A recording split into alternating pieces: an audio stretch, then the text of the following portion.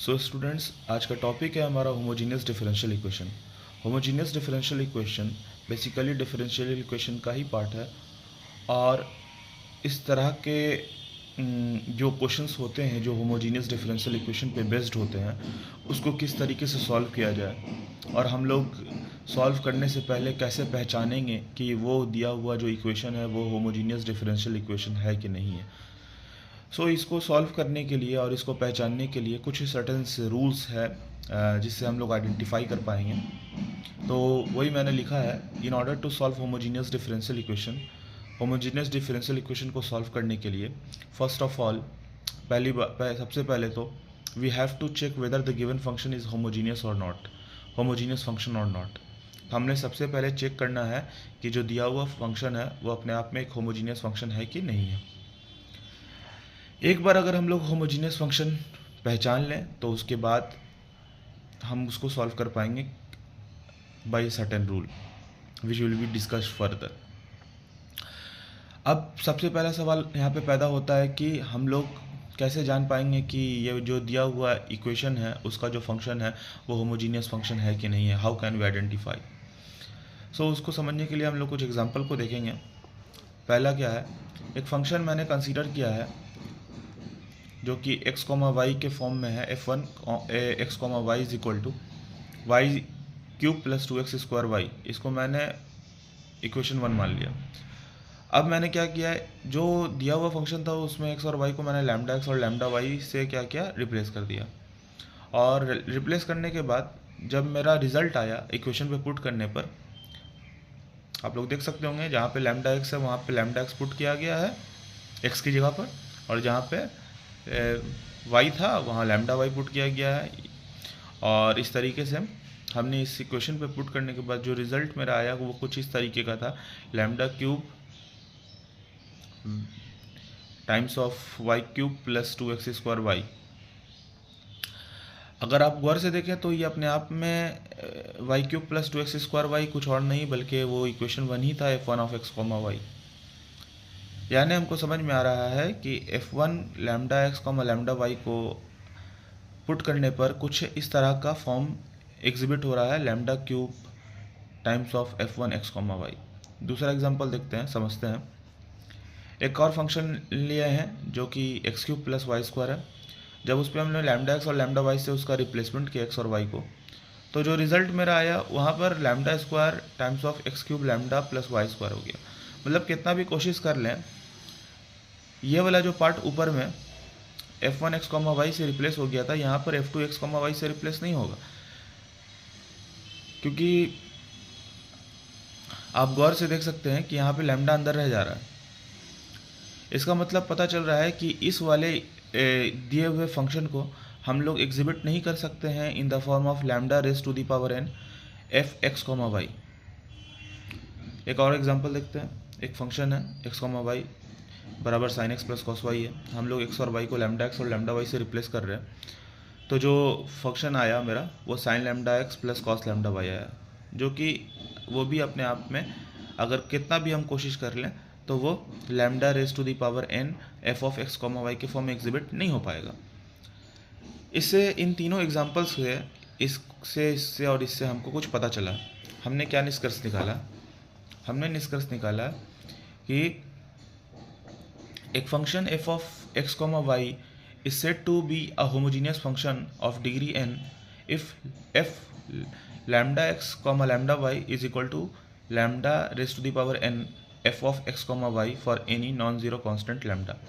यानी कोई फंक्शन जो कि x और y के वेरिएबल में दिया हुआ है उसको होमोजीनियस फंक्शन तभी हम लोग कह सकते हैं और उसका डिग्री n हो,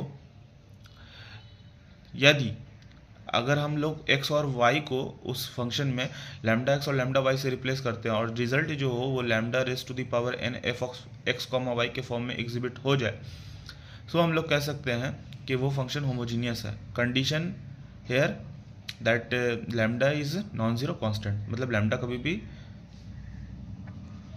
जब भी होगा हर रियल नंबर होगा लेकिन वो नॉन ज़ीरो नहीं होगा, मतलब ज़ीरो नहीं होना चाहिए। तो होमोजीनियस फंक्शन पहचानने का तरीका यही हो गया कि F of lambda x comma lambda y का एग्जीबिशन lambda raise to the power n F of x comma y के फॉर्म में हो जा रहा है, तो हम लोग कह सकते हैं कि वो फंक्शन अपने आप में एक होमोजीनियस फंक्शन है। और अगर होमोजीनियस फंक्शन हम पहचान गए हैं तो उसके बाद हम लोग को उस फंक्शन, उस दिए हुए इक्वेशन का, होमोजीनियस इक्वेशन का हमको सॉल्यूशन निकालना होगा। तो हम लोग अभी किस तरीके से उसका जनरल सॉल्यूशन निकालते हैं, पार्टिकुलर सॉल्यूशन निकालते हैं, उस पर क्वेश्चन मैंने कंसीडर किया है। आइए देखते हैं किस तरीके से हम लोग उसका सॉल्यूशन निकालते हैं। जैसे क्वेश्चन है कि एक पार्टिकुलर सॉल्यूशन निकालिए इस तरीके से कि वो दिए हुए गिवन कंडीशन को सेटिस्फाई करता है। ये क्वेश्चन दिया हुआ x square d y plus x y plus y square d x is equal to 0। Initial condition दिया हुआ है कि वाई का वैल्यू 1 है जब एक्स का वैल्यू 1 है। अब दिए हुए गिवन डिफरेंशियल इक्वेशन को अगर हम देखें तो पहला तो यही तरीका है कि हम जज कर पाएँ कि भाई ये जो फंक्शन है वो अपने आप में एक होमोजीनियस डिफरेंशियल इक्वेशन है कि नहीं है। तो हमने इस दिए हुए फंक्शन को d y by d x के फॉर्म में क्या किया, लिख दिया। यहाँ से x square d y plus x y plus y square d x जो था, मैंने डी एक्स को एक तरफ ले गया, डी एक्स वाले टर्म को, और उसके बाद d y by d x को एक साथ कर करके ये कुछ इस तरीके से लिखा गया। अब ये हम क्या कर लेते हैं, वही d y by d x जो आया है उसको हम function of f x comma y मान लेते हैं। हम लोग मान सकते हैं बिल्कुल एक्स और वाई का फंक्शन है, तो f of x comma y को हम लोग लिख सकते हैं minus of x y plus y square by x square. अब हम लोग देखें तो हम लोग बताएं रूल कि एक्स और वाई को लैम्डा एक्स और लैम्डा वाई से क्या करना है, रिप्लेस कर देना है। तो f of lambda x comma lambda y जब हमने इस पर पुट किया, एक्स की जगह पे लैम्डा एक्स, वाई की जगह पे लैम्डा वाई, वाई की जगह पे लैम्डा वाई का होल स्क्वायर जैसे था, एक्स स्क्वायर की जगह पे lambda x raise to the power 2। तो इसको सिंप्लीफाई करने के बाद और कॉमन वगैरह निकालने के बाद जो रिज़ल्ट आया उसमें से लैम्डा स्क्वायर कैंसिल आउट हो गया, और जो रिज़ल्ट आया ये ऑटोमेटिकली वही है जो function of x comma y था। तो यहाँ पर कुछ नहीं तो 1 तो है, यहाँ पर कोएफिशिएंट के तौर पे हम उसको lambda raise to the power 1 तो लिख सकते हैं। That's why we have written over here lambda raised to the power 0. So we can say that the function of x comma y is a homogeneous function. Why? Because f of lambda x comma lambda y can be exhibited in the form of lambda raised to the power n f of x comma y. So we can say that this is a homogeneous differential equation. Now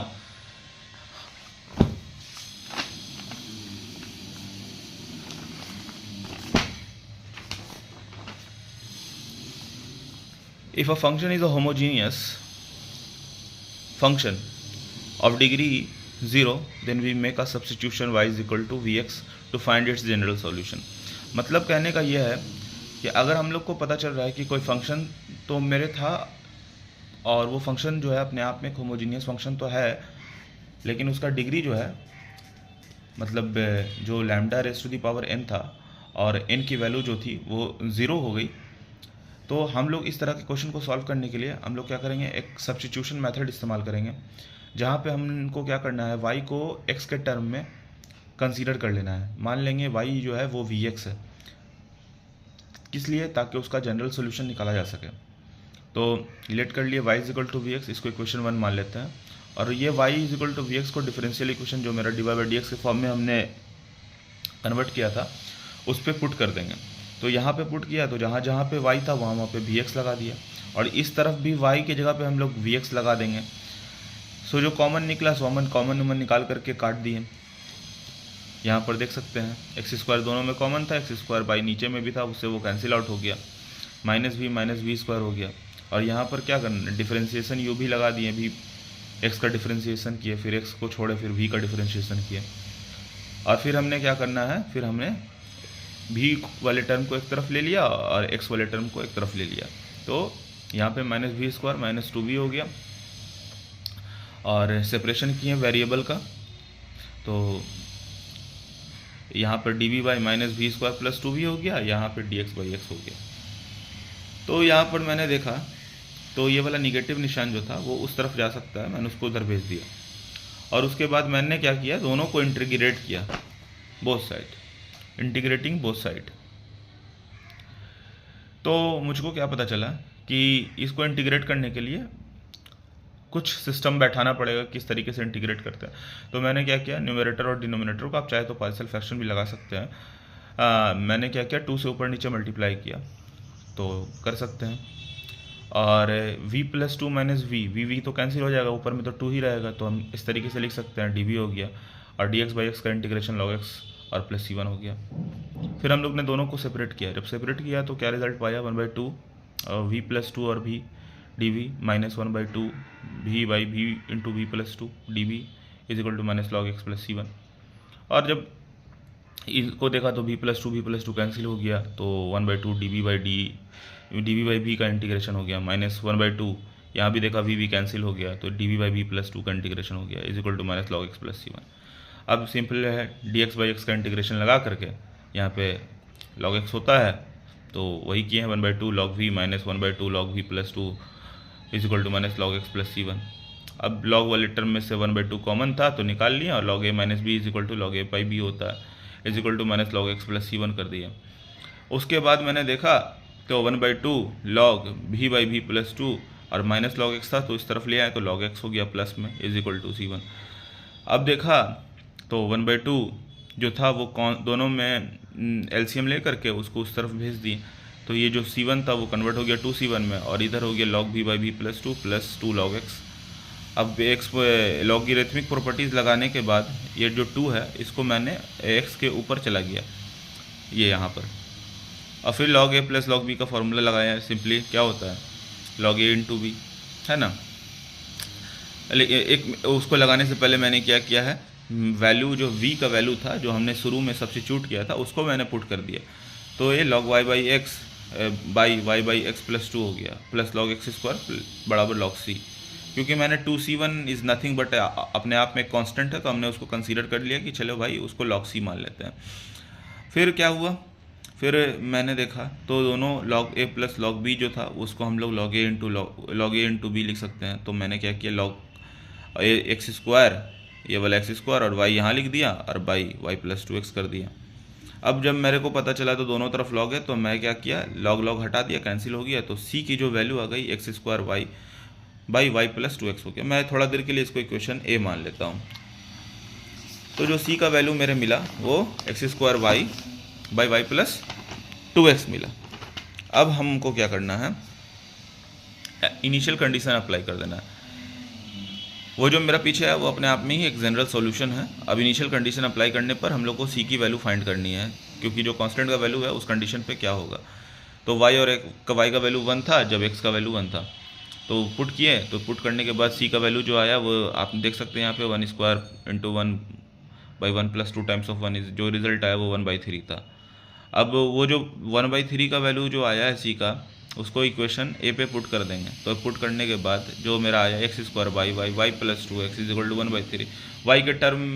x के term में y की value मैंने calculate कर ली, जो कि आया y = इधर से देखिए 3x² y था, इधर y था, क्रॉस मल्टीप्लाई किया, 3x² y = y + 2x, और -y इस तरफ लेकर के चले हैं, y दोनों में कॉमन है तो कॉमन ले लिया है, विदिन ब्रैकेट 3x² - 1 = 2x हो गया। y की वैल्यू जो हो गई वो 2x/3x² - 1 हो गई, जो कि इस दिए हुए गिवन होमोजेनियस डिफरेंशियल इक्वेशन का particular solution. Hope this will helpful for you. Subscribe to my channel, like and subscribe the video.